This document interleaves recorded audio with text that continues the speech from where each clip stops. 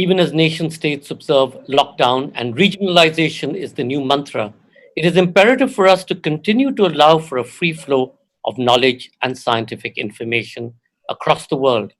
It's really with this intent that JLF's Brave New World was created. On behalf of Namita Gokhale and William Dalrymple and all my colleagues in Hyderabad, welcome back to JLF's Brave New World. Even as nation states lock down, regionalization is the new globalization. It is imperative in many ways for us to continue this conversation. For those of you who have missed out on our earlier sessions, including the outstanding Margaret Atwood, P. Quire, Scott Ritchie, Tina Brown, Peter Carey, Shumpa Lahiri, James Allison, Shubha Mudgal, Peter Morgan, Ritesh Patra, Kiran Mazumdar Shah, Roger Highfield, Ajit Salvani, T.M. Krishna, and so many others. You can catch them on our Facebook page, JLF Litfest, and on our YouTube channel, Jaipur Litfest JLF. To tell you more about our stellar lineup, please welcome Festival Directors Suhasini Haider and William Dalrymple.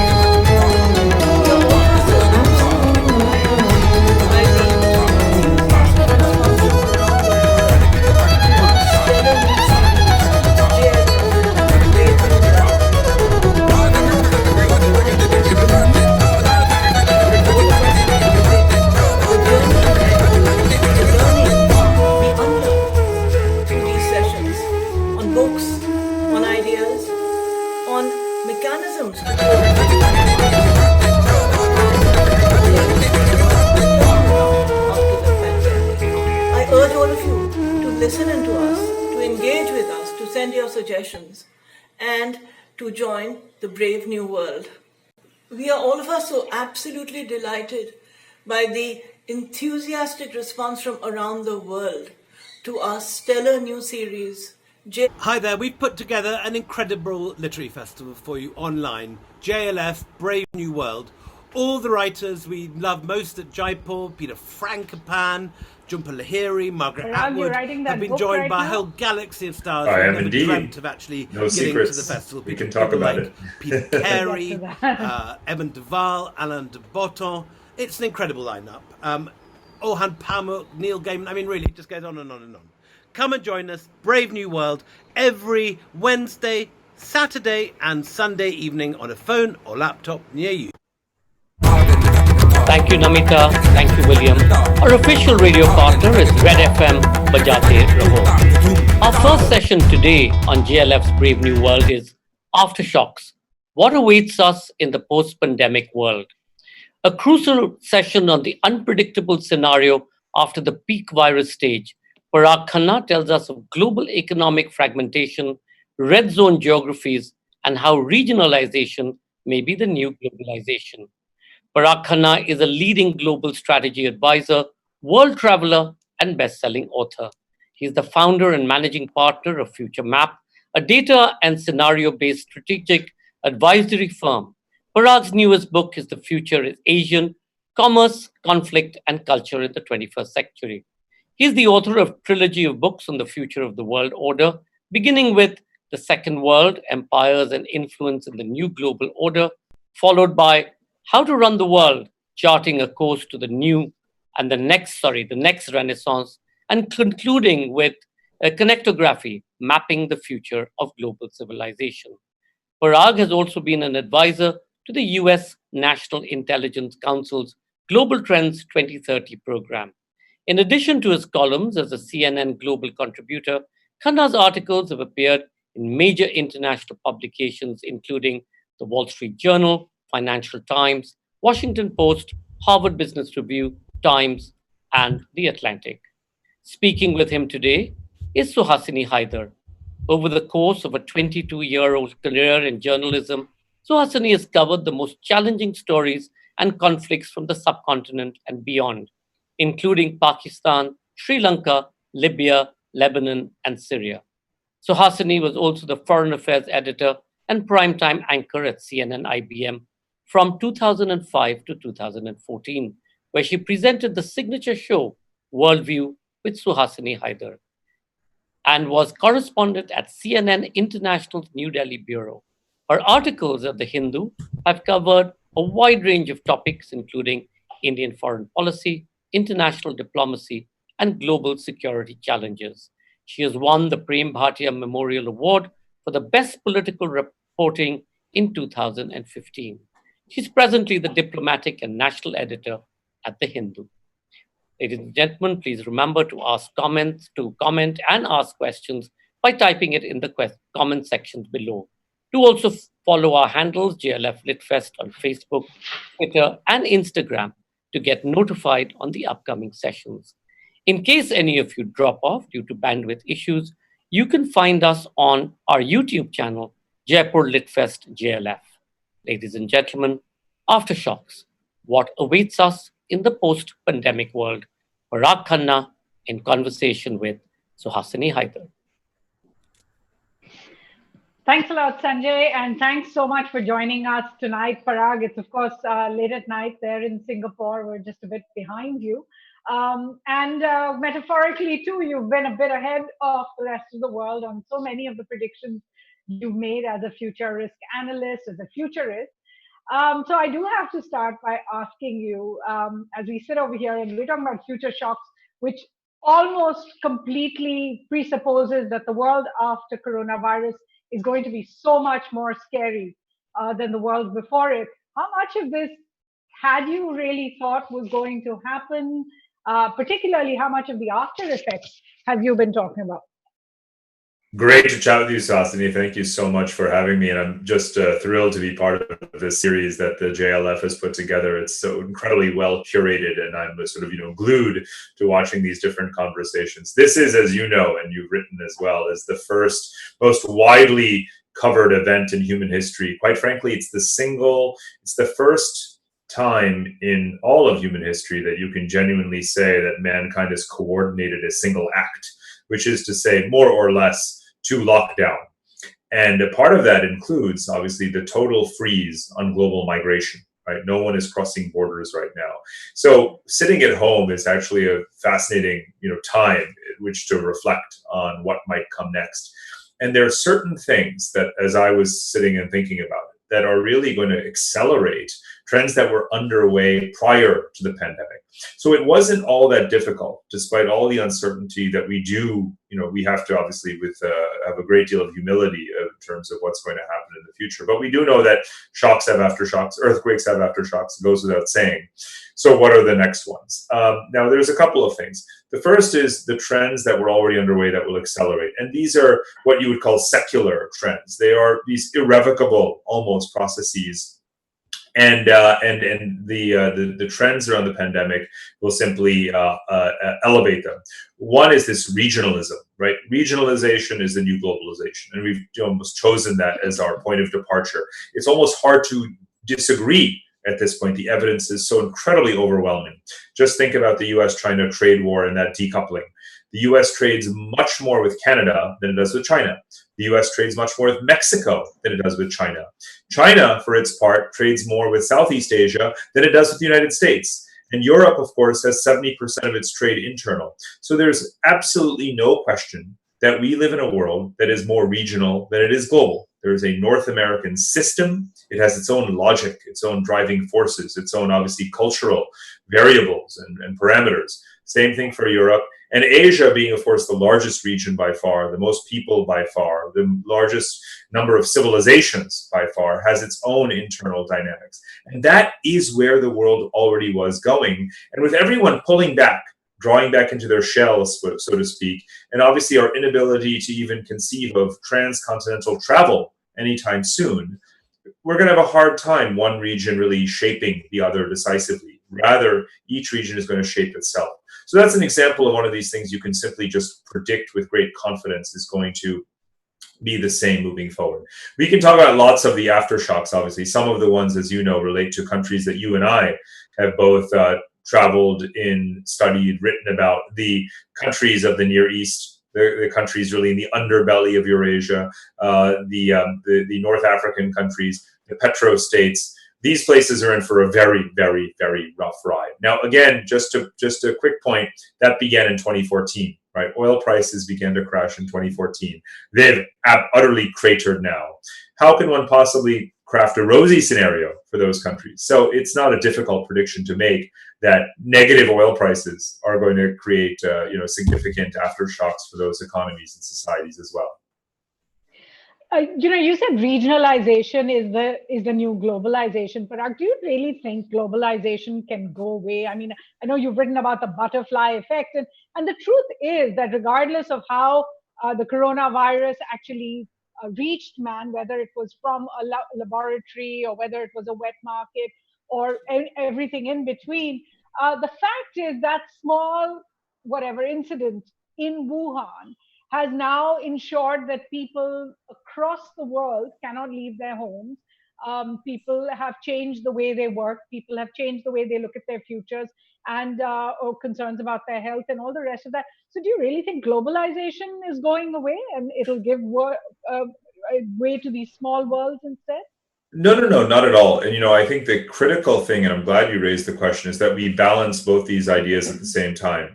By volume or density of interactions, whether it's human migration, whether it's trade in goods and other factors, regionalism is voluminously more significant at the moment than those transcontinental forces. Even if you never had a pandemic, let's remember that even global energy markets, which are a very important barometer of globalization, have been receding.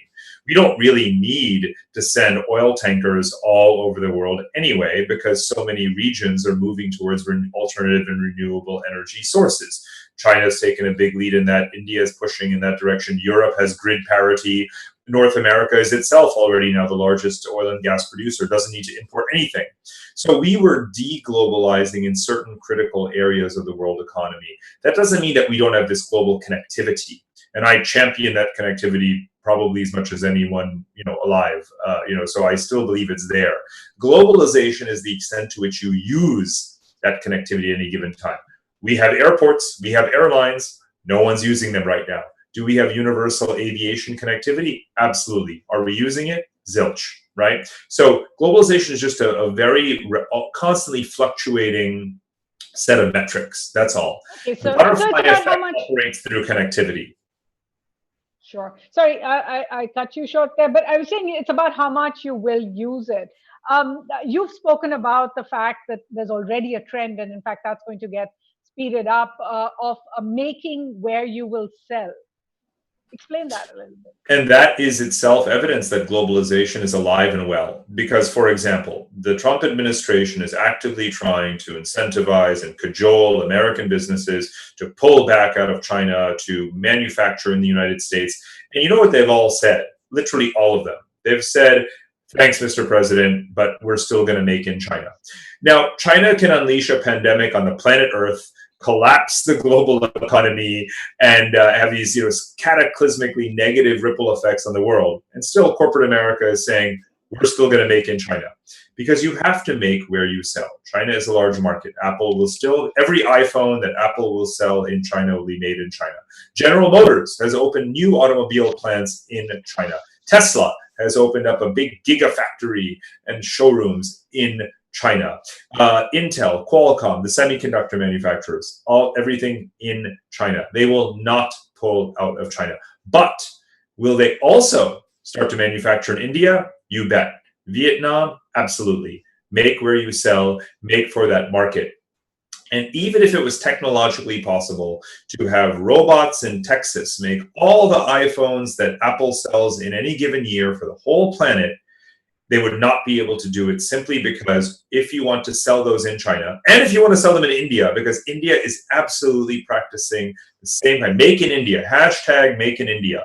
The whole campaign is Chinese-style industrial policy in a number of ways. And I'm not criticizing it. Every country gets ahead through import substitution and by demanding that foreign investors make where you sell. So even if you could make it super cheap energy, cheap robotic labor in America, it's not going to cross the Chinese border. So how are you going to make your global revenue? Western multinationals get 40 to 60% of their global revenue from outside the United States, outside of Europe. How are they going to get it?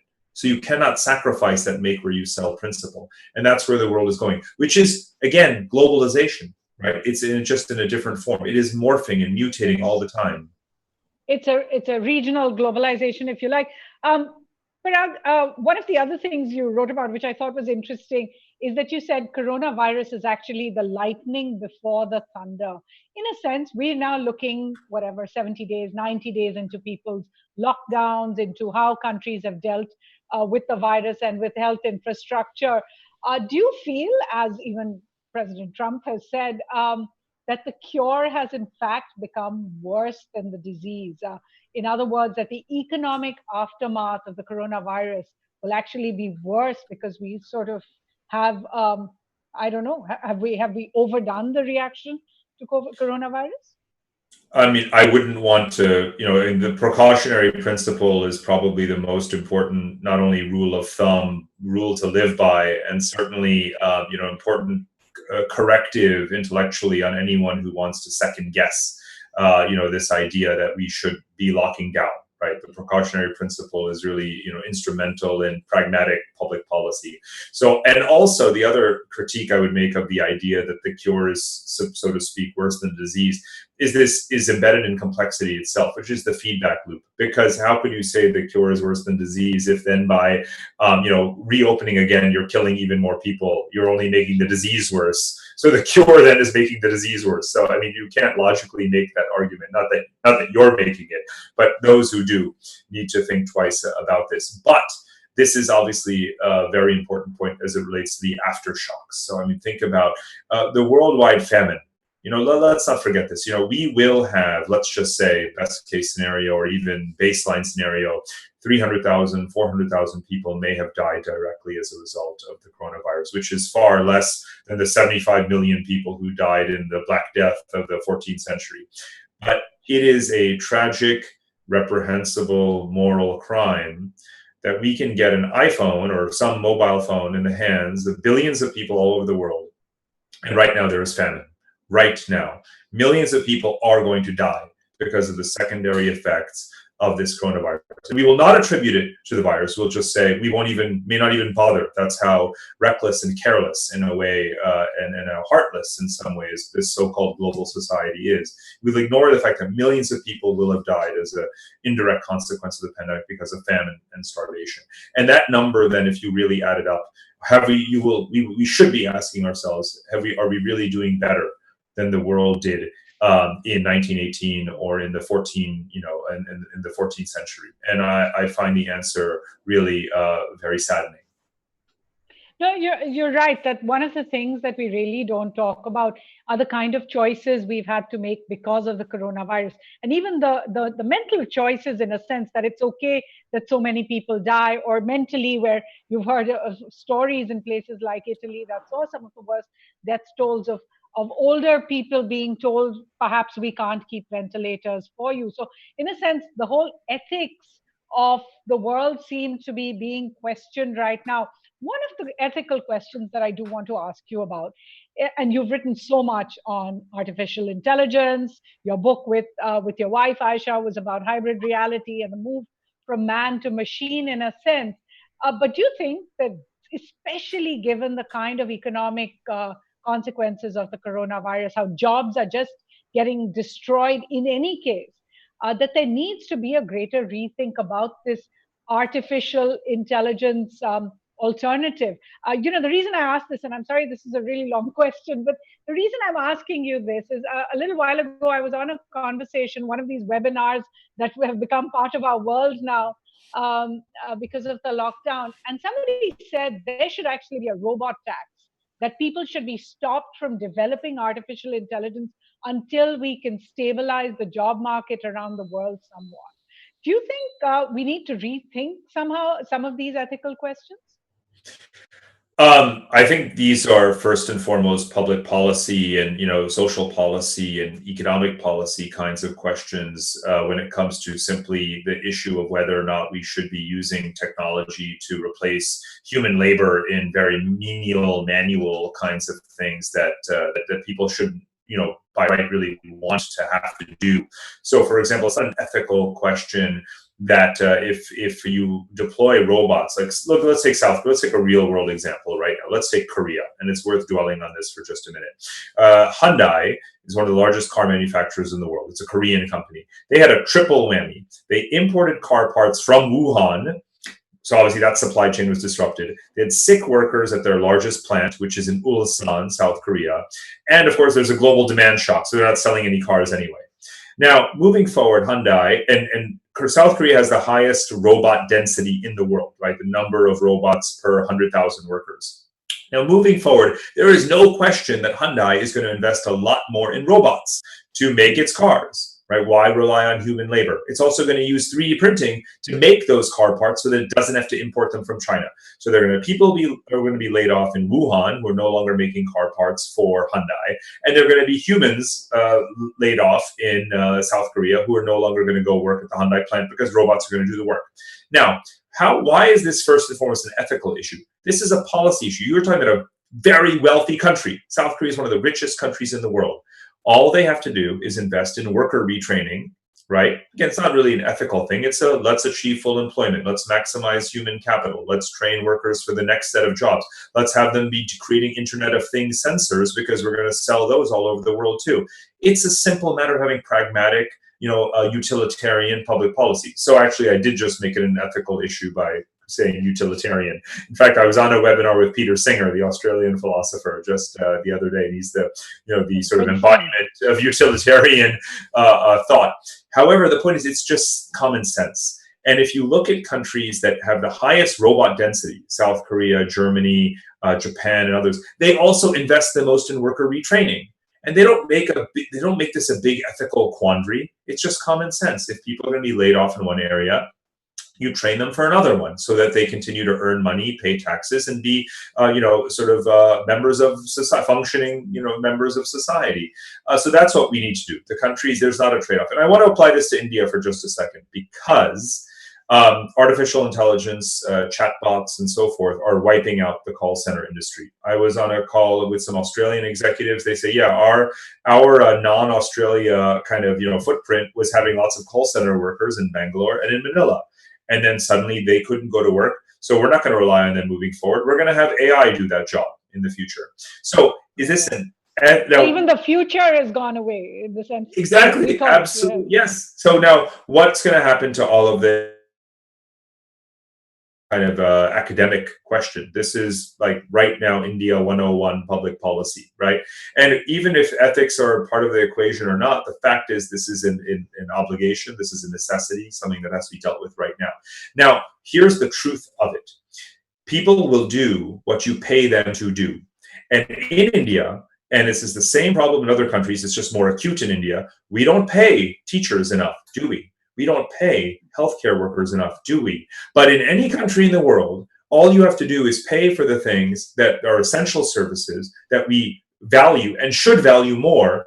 And guess what? The market is going to start to supply and train for those jobs, right? You just need supply and demand logic, even absent ethics, to understand what rich countries like America are failing to do and what poorer countries like India are failing to do, which is to pay people what they deserve for those things that are actually essential services. But do you think that applies really to the global south or to a country like India that has a 1.3 billion population, 20% upwards that could be under the poverty line by the time the coronavirus has had all its effects? Does India need more agricultural productivity? Yes. Can a lot of jobs be created there? Absolutely. More infrastructure? Yes. This is one thing that obviously has been stepped up quite a lot in the last few years. Even more. A generation worth of new infrastructure needs to be built. Again, healthcare workers, educators, deploying the latest technology, 5G, broadband. All of this can create tens and millions of jobs in India over the coming 10 years and beyond. It's a question of, are we paying people what is deserved for these essential functions? And the answer is no, we're not. And that's what we need to do. Now, you brought us to an interesting question about the future of work. So I do want to just push this a little bit. The big article in The Economist about how the office is dead. So it's not just about retraining people for jobs, but retraining how they will do the same jobs. So apart from that basic question of, are we for the rest of our lives going to wear nice tops and then floppy bottoms. How Apart did you from that, know? Are you accusing me of something? I know at the end of every one of these sessions, it's like everyone should be made to stand up. Um, but Be of careful course, what you ask for, Suhasini. but how do you really see the future of the workspace changing? Because with it comes that worry that companies are going to say, I don't really need to pay for infrastructure, I don't really need to pay for healthcare, I don't need to pay for people to be there for anything more than the contract and the job at hand. Not necessarily true, because in civilized societies, which is to say basically Western Europe and a couple of other pockets of the world, but very few, unfortunately, you have these obligations, obviously, where corporate taxes are high, and where there's mandatory, there's obviously state funded healthcare and so forth. So there isn't a trade-off between having a job and having healthcare the way it is in America. So I would say that that's a limited, sort of dilemma. But that said, let's take this point, because you have a lot of firms that are saying that they're definitely not going to go back to rehiring, this sort of having that high capex or opex, and having lots of people, full-time staff and overhead and so forth. So instead, what they want to have is more part-time remote teams that they'll assemble as needed. And this is bad news actually for the software developers in rich countries, because let's say you're an American company in Silicon Valley, you don't want to have 500 software developers making $100,000 each that live in America. Why don't you just get Indians, right? Pay them $35,000 or something like that, and only as you need it. And that kind of thing is going to happen. So actually, the technological disruption of the future of the workplace that has been underway, obviously in a very rapid sense in developed countries that are services-based economies, those workers are actually going to be hit even harder. And this could benefit India if it plays it to its advantage, interestingly enough. So again, by the way, that's more globalization. Digital globalization is taking off right now. The Economist had a great story. It said the internet is bursting at the seams. Right. So, the more we have that deployment, the more seamlessly, computer scientists in India can continue to work for the top global companies. And of course, there is that phrase that we used to hear in the 80s and the 90s, which is the digital divide, which is going to really decide one nation's progress from another, how many of its people are digitally enabled. Let's turn to some of the big world issues and do some crystal ball gazing. To start with, Parag, you're one of the few people, everybody's written about how they think that the world is going to change. And I know you wrote about that. But you also wrote about the things in the world that are not going to change. So what are the big trends where you think things in the world will stay the same? Well, I think, going back to the first segment where we were talking about some of these areas of continuity, I was talking about, regionalism and so forth. I want to, sort of double down on another one of those points, which is that there was this anti-China sentiment that was really rising because of Belt and Road, debt trap diplomacy and so forth. What I find so curious, and that's a euphemism for pathetic, about what's been happening on Twitter to a large degree, especially in Western countries, is that there was this narrative, this meme, let's just say, that surfaced a few weeks ago where China's mask diplomacy and a few of its suave, English language tweeting diplomats were, potentially turning the tide and convincing the world that, China has been a force for good and has been able to combat the virus and stands united with the rest of humanity. And people who just don't get out enough, and obviously that's no longer just a figure of speech, I suppose, since you can't get out, but people who should have taken the last 10 years to spend some time in Asia and have been, actually bought into that.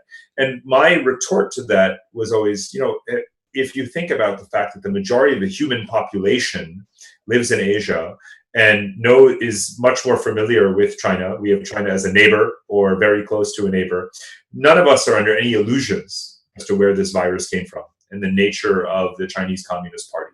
So the suspicion of China that was already this high is now way off the screen, right? And it's going to stay that way, Suhasini, for the next 1,000 years, right? That's it. And China itself has conceded this. We know from the leaked report from the think tank called Kicker to the Ministry of State Security, stating that they fear that this anti-Chinese backlash is a genie that will never get put back in the bottle. I would have told you that 3 years ago. Let's be absolutely clear, right? A pandemic is just the icing on the cake. And this means, and again, in terms of directly to your question, what is not going to change?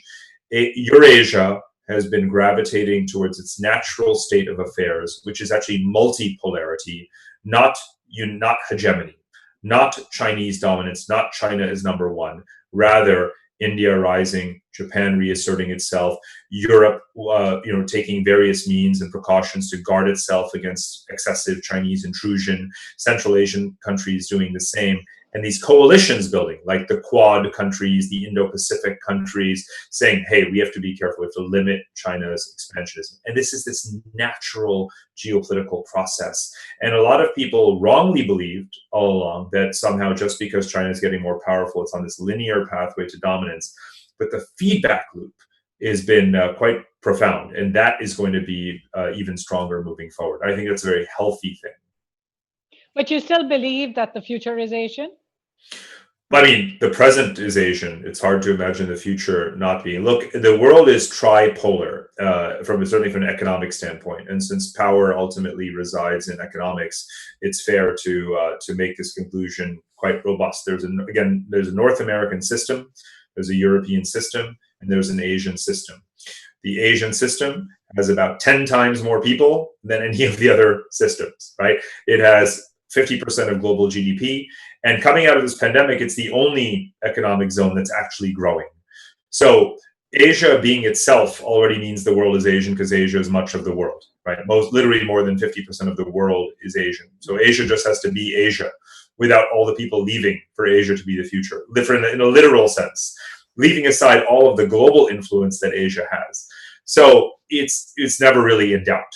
Right, quite frankly, it's not a debate as far as I'm concerned. Maybe it's a debate of what people mean by Asia, and that's a valid conversation. And my contention has been that we have held Asia to be synonymous with China for far too long. Not we, that's not a mistake you or I would make, but it's certainly a mistake that's in the sort of general academic or intellectual discourse. And my goal has been to, kick that to the curb. Sure, and just to counter or attempt to challenge some of it, in the last few weeks we've seen the U.S. really come out in a strong way against China. At least the top leadership has made it clear that they see China as the number one threat now in the world. And we saw the U.S. even try to take on the WHO, for example. If I were to flip the question and say, despite the fact that the US has taken on China, despite the fact that the US took on the WHO and said that the WHO was actually, the US almost admitted that an organization like the World Health Organization was actually playing second fiddle, not to America, that pays so much of its funding, but to another power, to China. You look at the G7, for example, they couldn't come out with a statement, a common statement, because many of the countries disagreed with the statement criticizing China. The G20 totally stayed away from, the one led by the Saudi king, totally stayed away from any criticism of China. The United Nations as well. So if I were to flip that and say, certainly the US-China rivalry is something that seems to be here to stay as a trend. But do you see a shift in the balance of power? Well, again, the way you're positing the question, it's as if the winner of the US-China rivalry dominates the world. The way I see it is that the US-China rivalry is a subset of a much broader set of geopolitical alignments, right? In which, again, Europe still matters, Russia still matters, and so forth. Whatever happens in the G2 dynamic, it's part of a broader diffusion of power. The rise of China itself is evidence of the diffusion of power. The fact that Europe refuses to choose America over China, or vice versa, and say, hey, we are going to stand up for ourselves. We're going to support our strategic industries. We're going to protect our economy. We have our own, vision for the future and our own regulatory approach to global influence. That's yet more evidence of a multipolar world. The fact that India absolutely refuses to back down, whether it's in the Doklam Plateau or whether it's in the Indo-Pacific. The fact that it will, agree and cooperate with the U.S. on some defense issues, but still wants to push, on expanded trade with China and reducing its trade deficit. India is not going to simply play second fiddle either. So we are in a multipolar world. That's exactly my argument, that multipolarity is healthy. So within that, you have U.S.-China tensions. And just another point on global governance. I want to be really clear about this because it was a previous book and I've dedicated a lot of time to it. The G7 doesn't matter. The G20 doesn't matter. These organizations they're not even, by the way, they're not even organizations. They're informal, non-legal discussion clubs. They are group therapy for leaders whose shelf life is quite ephemeral, and deservedly so. So I don't put much stock in their declaration. You're basically saying the old world order, the post-World War II order no longer exists. I'm not saying it doesn't exist. I mean, the United Nations and the Bretton Woods bodies collectively represent 250 individual multilateral organizations. Some of them are of greater relevance than others. The International Monetary Fund is extraordinarily important right now. In a way, it was receding in influence up until this pandemic because it had not one single significant program in Asia, other than Pakistan. But even that lending support was a fraction of what, for example, Argentina gets, right? So the IMF was all absent, actually, in the largest region of the world until suddenly overnight, half the world's countries are looking for credit lines from the IMF. $1 trillion has to be put together. And so the IMF is absolutely front and center. The World Bank, $200 billion of lending and pushing very hard for debt relief for many of the poorest countries in the world. So the Bretton Woods bodies are back. But the UN Security Council, come on, who the hell cares what comes out of the UN Security Council? I mean, India for decades wanted a seat on the UN Security Council. That was not time. Still does. That is not time well spent. That is not time well spent. That's an interesting thought for so many who see that essentially as world power. I do want to ask you, what you see as the future of another global tussle, which is of democracies versus authoritarian states. Now, I want to say you have been accused of being anti-democratic, that when you spoke about technique cities, in a sense, you were essentially extolling the virtues, not just of Singapore, where you live, but also places like Abu Dhabi and Moscow and Kuala Lumpur, which don't necessarily represent the most vibrant democracies. Democracies themselves are going to be in strain in this post-pandemic world? I know there are a lot of caricatures out there about the notion of a debate between democracy and authoritarianism. It's largely, quite frankly, a dichotomy perpetuated by a small group of, American or British, political scientists and journalists who just view the world in these black and white terms. The people who are looking for a new Cold War to replace the last one, and these are basically just graying figures who don't really understand much about the evolution of political science, quite frankly, in the last 25 years, because in political science, we don't really talk about these false divides. We talk about governance, right? And how democratic a state is a subset of the broader issue of how it's governed and how well it's governed. The degree of stateness, and this is actually, predates some of these debates, is more important fundamentally than how democratic you are. You can be a democratic state that is ineffective in delivering welfare to its citizens. Many African countries are like that. How is that something to celebrate? So I don't actually live in this sort of silly false divides. I write about technocracy, and the best, and I devoted an entire book to this a couple of years ago, the best technocracies in the world, which is to say the countries with the best civil services, the most independent institutions, the most capable bureaucrats who are well resourced to go out and deliver welfare to citizens, are democratic countries. And that is on full display in this pandemic situation. Japan, South Korea, Taiwan, Hong Kong, Singapore, Germany, Switzerland. World-class democracies, world-class. And the reason that they've been successful against the pandemic is not because they're democracies. I celebrate the fact that they're democracies. I've written, again, an entire book about it. So I'm not an apologist for authoritarianism. I'm celebrating the technocracy. The technocracy is that unheralded, underappreciated, stoic set of bureaucrats and institutions that get things done, right? And that's the part that we've ignored today. It's the civil service. So that's what a good technocracy is. And the best democracies in the world are also the best technocracies. It is not a false divide. Authoritarianism, I don't have patience for, right? And, I've spent reams of pages on how Turkey and Russia are basically just wolves in sheep's clothing. They are not to be confused with technocracies. They love to call themselves that, and they also dupe people into calling them that, right? But when I go to a country like that, and those are exactly the countries I go to all the time, I look for the independent institutions. I look for the professional, management of bureaucracies. I look for the long-term sort of, vision for implementing good public policy. I don't see that in Turkey. I don't see that in Brazil. I don't see that in Egypt. I don't see that in Saudi Arabia. So I have zero patience for countries like that, and that's entirely what my record of writing is filled with. Sure. And on this entire spectrum, where do you rate India today?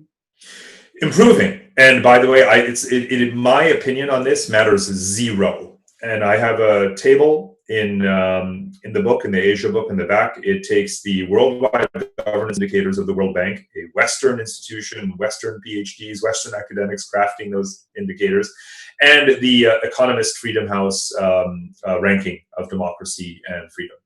And inclusiveness also of the political system. And all you have to do is look at that table, because it doesn't come from me. It's years, decades of research that's gone into producing these rankings, and look at the rankings of Asian countries. They have almost all of them have improved in their rankings of effectiveness of governance and in their inclusiveness as well. So I leave it with that. India has improved tremendously.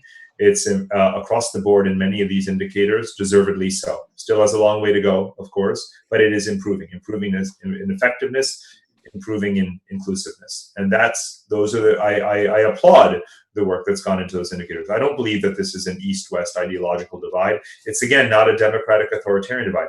It's quality of governance. And it's what every government should strive for. And you've made the case often that people are going to, post-pandemic, vote with their feet and move away from countries that have not succeeded.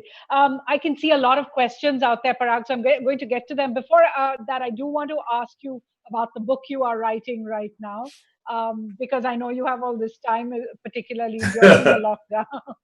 But tell us more than about usual.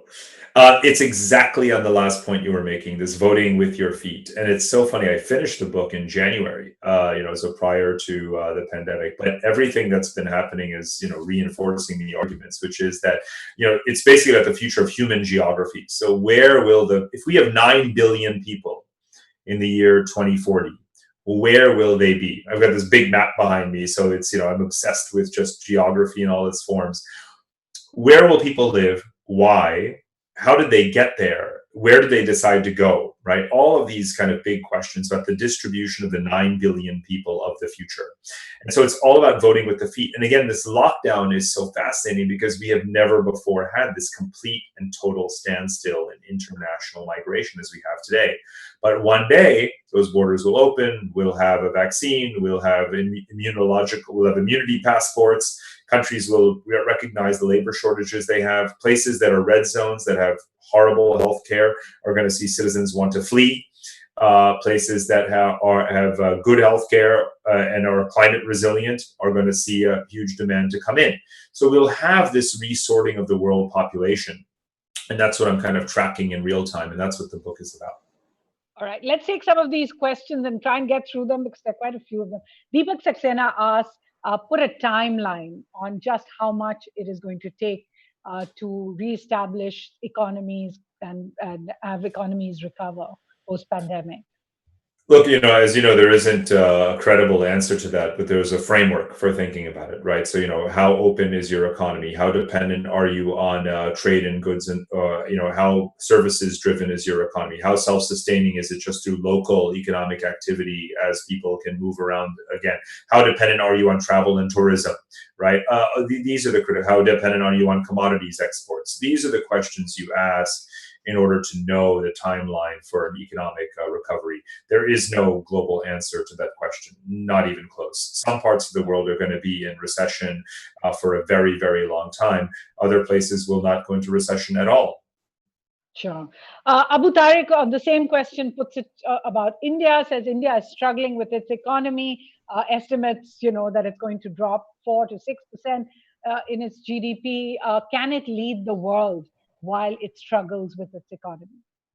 Well, no one leads the world right now, so that's a very tall order. But just what can India do for itself? Let's set our horizon narrow. What India needs to do. I mean, let's just remember that we should never waste a crisis, right? If you look at the '98 financial crisis, the 2008 global financial crisis, Asian countries learned various lessons along the way. In the case of India, you can go back to 1990 and look at the various episodes that have spurred reform. So some of the things that obviously have to be done better are, or some of them were underway. The banking sector reform, having clear foreign investment laws, maybe some privatization, so floating assets. What a lot of countries are facing right now is obviously a widening fiscal deficit. And you don't want to let your fiscal deficit expand too far because it will affect your sovereign credit rating. So what countries do is they say, wait a minute, we need to bring in, increased capital inflows, right? And so all of those assets, those companies, those big lumbering things, Air India, whatever the case may be, oil, obviously oil and gas in a big way. These companies have been underperforming. They're not well managed. Let's bring in foreign capital and help to clean them up, right? So every country in Asia, not least India, has a very long list of assets that it needs to privatize for their own sake and for the country's sake. And what we'll start to see is an acceleration of that very pragmatic process. So there's a lot of things. And what I like that's happening right now in following the Indian conversation is capitalizing on the anti-China sentiment, the success of luring companies to invest in India and to get supply chains to shift towards India, and recognition that some of these reforms need to accelerate because of the current account deficit and the weaker currency being attractive to investors. So I know that there are strategic conversations going on right now in New Delhi, where you are, where people are saying, let's get all of these stars aligned right now. Sure. Because we can if not now, as you said, if not during the crisis, then when? So Mudit Jain has a question about China itself and says, at what point is there going to be a civil war inside China, given the kind of restrictions there? Only Indians ask that question. It's kind of hilarious. Or Americans. Look, I go to China a lot. I've been going to China very regularly for almost 20 years. There's not going to be a civil war in China, is the short answer to the question. It's the kind of thing that for a very long time, I used to say every problem in China is the biggest problem in human history because it had the largest population. Soon we'll be saying every problem in India is the largest problem in human history, given the demographics. But sticking to China, look, people have said there'll be civil war because you have an aging population and you don't have a welfare state. Well, that's not true because old people don't go and storm the barracks, right? So again, and they're content in a way with their multi-generational kinds of systems and so forth. Every problem you can throw at China is a problem that they have heard of before, long before we accuse them of not dealing with it. And generally speaking, they have a plan. It's not not usually a humane plan. They break a lot of eggs to make their omelet, let's say. But I still don't see the kind of structural weakness that would lead to implosion. I'll tell you one thing. No Chinese person I've ever met, no matter how much they fear and resent their government, wants any such scenario to pass, and therefore it won't. All right. We have time for just one or two more questions. Murli asks, technocracy oddly correlates with a higher education in the population. So is it just a chicken and egg situation? Ooh, it's a good one. Not necessarily, because it's by the way, it's a great question. I've never been asked that, but it's an extremely intelligent point. So if we were to, run some regressions on this, what we'd find is that there are outliers. That's one thing. There are poor countries that because they are poor, the margin for error is very low. So they try very hard to sort of, bootstrap and to perform well. despite their, take a Costa Rica, for example, right? It's a seminal one, a very simple one, obviously, but again, a country that's not very wealthy, but they don't allow themselves to sort of screw up because they can't afford to. And there's other, smaller, poorer countries in that regard. Generally speaking, what happens is that countries suffer a certain crisis. A pandemic may be one. It could be suffering a loss in a war or financial crisis, and that is this wake up call, this sobriety check, where you realize that suddenly you run the risk of disintegrating as a state, and you really have to bootstrap and become more technocratic. You can't just suffer a generation after generation of corruption. Let me give an example that everyone understands: Ukraine. Right? Ukraine was just, spinning around the spin cycle of constant corruption, recycling its leaders, aimlessly going about. And then one day Russia invades. And suddenly it's not so funny anymore, is it? Right? To be a tin pot state that just is goofily bumbling along. And, sure, NATO loves you because you're quasi-democratic and, you're needed as a buffer against Russia. Suddenly inside Kiev, things get really serious because you've been bloody invaded. Right, a chunk of your territory has been taken away from you.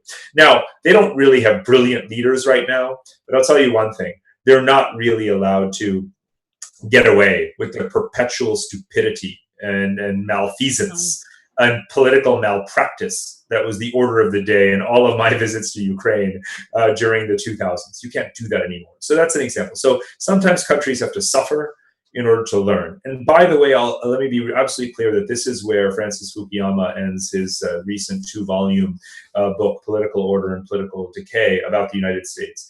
He says, short of an alien invasion, he doesn't really know what will compel the United States to wake up and realize that you don't just automatically have this God-given ability to renew yourself as a civilization based on the existing stock of virtues that you have, right? Right now, it could take a revolution in order for people to wake up and realize that enough is enough at some level. And that's part of why we're all glued to what's happening in the US right now, because it isn't clear that this renewal that has characterized America generation after generation, it's just not clear that that's going to happen this time. Yeah, well, I mean, you ruffled enough feathers more than a decade ago when you said wave goodbye to hegemony for the US. Final question, and I know we have to let you go after this. How do you feel about the comparisons made to a century ago? In other words, there was the Spanish flu, there was economic problems, and then there was the World War, and then came the Big Depression, and then we had famines. Do you see a parallel? Do you see a big world war following this kind of pandemic? It's not inevitable. I suppose it would, satisfy in a very obviously Schadenfreude kind of way historians who like to see the rhyming of history, but I don't view it as inevitable or inexorable. I think it's a very stretched analogy in any case. Are some of those conditions in place? Yes, but not due to any kind of causal mechanism per se.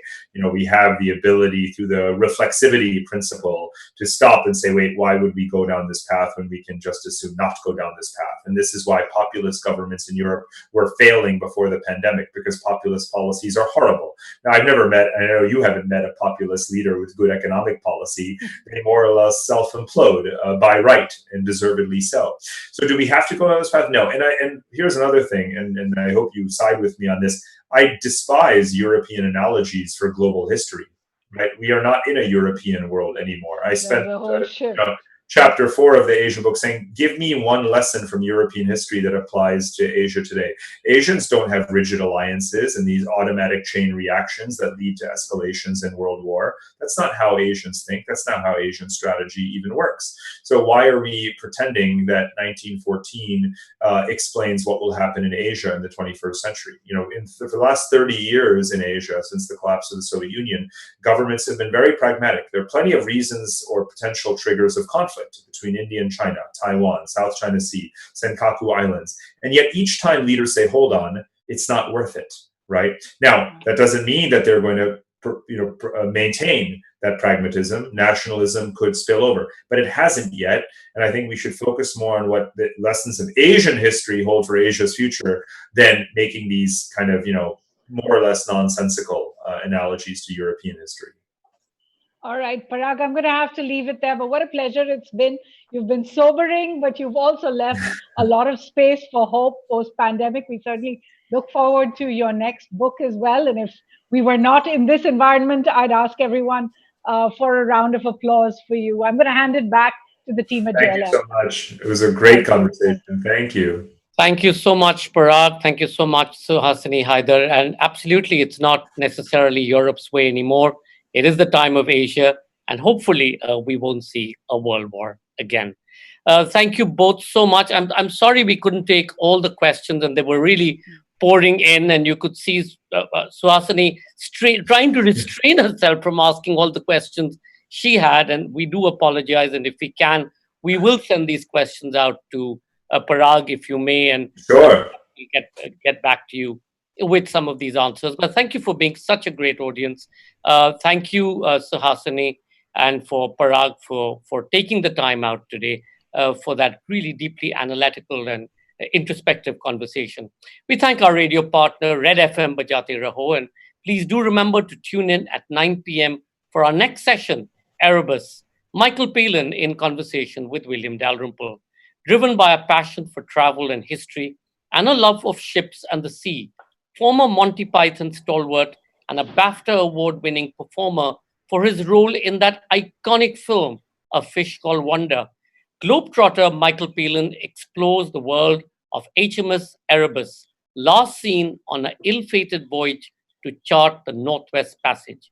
In conversation with William Dalrymple, Palin brings the fascinating story of the Erebus and its occupants to life, from its construction as a bomb vessel in 1826 through the flagship years of James Clark Ross's Antarctic expedition, and finally to Sir John Franklin's quest for the holy grail of navigation, a route through the Northwest Passage, where the ship disappeared into the depths of the sea for more than 150 years.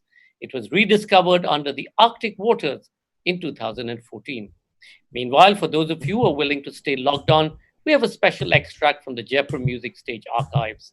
Creator of the Mohan Veena, Grammy Award winner musician who was awarded the Padma Shri and Padma Bhushan, and recipient of numerous musical awards and honors, Pandit Vishwa Mohan Bhatt hails from a family that has a 300-year-old lineage. A disciple of Pandit Ravi Shankar, he Indianized the Western Hawaiian guitar and christened it as the Mohan Veena. We play an extract from his performance at the Jaipur Music Stage. Remember to log back on at 9 o'clock. Thank you.